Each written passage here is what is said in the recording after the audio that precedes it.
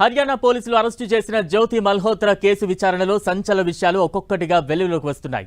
ఇప్పటికే ఆమెకు పాకిస్తాన్ ప్రభుత్వం ఐఎస్ఐ ఏజెంట్లతో సంబంధాలు ఉన్నట్లు పోలీసులు గుర్తించారు. తాజాగా ఆమెకు 14 రోజుల జ్యుడిషియల్ కస్టడీ విధిస్తూ హర్యానాలోని హిసార్ కోర్టు తీర్పును వెలువరించింది. అయితే పోలీసుల విచారణలో మరో కీలక విషయం వెలుగులోకి వచ్చింది. ఏంటా విషయం? Watch the story.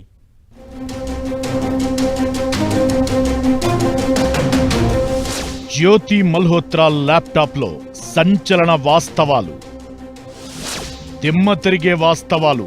12 TB data unlock చేస్తున్న పోలీసులు. 4 ఐఎస్ఐ ఏజెంట్లతో చాట్ చేసినట్లు పోలీసుల గుర్తింపు.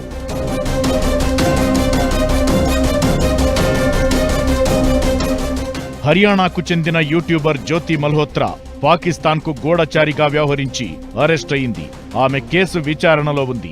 ఈ మేరకు హర్యానాలోని హిస్సార్ కోర్ట్ ఆమెకు 14 రోజుల జ్యుడిషియల్ కస్టడీ విధిస్తూ ఆదేశాలు జారీ చేసింది. అయితే తాజాగా పోలీసుల విచారణలో మరో కీలక విషయం వెలుగులోకొచ్చింది. జ్యోతి మల్హోత్రా వాడిన గ్యాడ్జెట్స్, ఫోన్, ల్యాప్టాప్ తదితర పరికరాలలో భారీ స్థాయిలో డేటాను అధికారులు గుర్తించినట్లు సమాచారం. ఆ డేటా మొత్తం సామర్థ్యం 12 టెరాబైట్ల మేర ఉందని తెలుస్తోంది.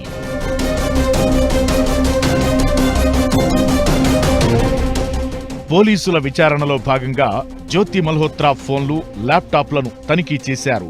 దీంతో ఈ గ్యాడ్జెట్స్ లో ఏకంగా 12 టెరాబైట్స్ మేర సమాచారం ఉన్నట్లు పోలీసులు గుర్తించారు. ఆ సమాచారాన్ని స్కాన్ చేస్తే మొత్తం సమాచారం బయటకొస్తుందని, పలు కీలక ఆధారాలు లభ్యమవుతాయని అధికారులు భావిస్తున్నారు. ఇక జ్యోతి సీక్రెట్ గా సంభాషణలు జరిపిన వారిలో 4 పాక్ ఐఎస్ఐ ఏజెంట్లు ఉన్నారు. వారిలో డానిష్, ఎహసాన్, షాహిద్ ఉన్నట్లు అధికారులు గుర్తించారు.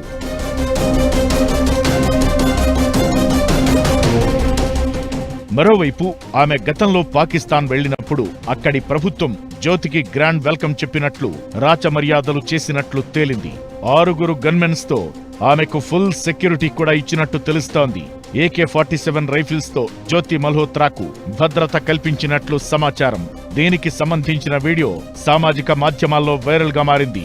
దేశంలో ఇప్పటికే పాకిస్తాన్ కు గూఢచర్యం చేసిన 8 మందిని పోలీసులు అరెస్టు చేశారు. వీళ్లంతా పాక్ నుంచి డబ్బు తీసుకుని ఇక్కడి రహస్య సమాచారాన్ని, పోలీసులు, అధికారుల కదలికలను ఎప్పటికప్పుడు పాకిస్తాన్ నిఘా వర్గాలకు చేరవేస్తున్నట్లు గుర్తించారు.